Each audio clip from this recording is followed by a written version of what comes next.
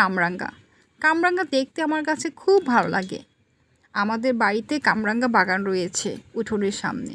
তো সব কামরাঙ্গা বাগানের মধ্যে সব গাছগুলোই কিন্তু মরে গিয়েছে পানিতে।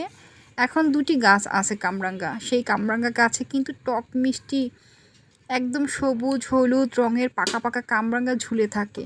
সেদিন কয়েকটা কামরাঙ্গা পেড়ে নিয়ে আসলাম। এখন আমি কামরাঙ্গাগুলো খুব সুন্দর করে ধুয়ে নিয়ে এভাবে ছুরি দিয়ে সুন্দর করে কেটে নিচ্ছি মাখার জন্য। আর এই কামরাঙ্গা মাখা খেতে কিন্তু খুব ভালো লাগে। ভালো করে ধুয়ে একটি কামরাঙ্গা মুখে দিতে টক মিষ্টি স্বাদে যেন মনটা সতেজ হয়ে গেল।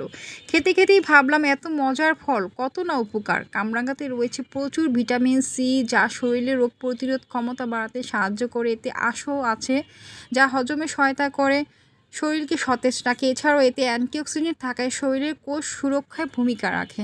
আমাদের দাদি বলতেন কামরাঙ্গাতে রয়েছে প্রচুর ঠান্ডার উপকারিতা ওষুধ।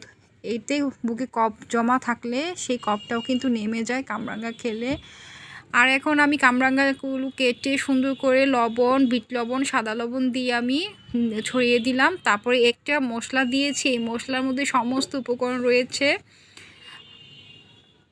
আর এভাবে সুন্দর করে মাখিয়ে নিচ্ছি। অসাধারণ ফ্লেভার বের হয়েছে, খেতে কিন্তু দারুণ হবে। আর এই কামরাঙ্গা মাখা খেলে বারবার খেতে ইচ্ছে করে বন্ধুরা। এটা আমি একটা সিক্রেট মশলা বানিয়েছি, তোমাদের সাথে আরেকদিন শেয়ার করব। আর এই কামরাঙ্গাতে রয়েছে ভিটামিন সি। তোমরা কিন্তু অবশ্যই বেশি বেশি করে খাবা। আমিও খেতে খুব ভালোবাসি, তাই সবাইকে বলছি একবার খেয়ে দেখো।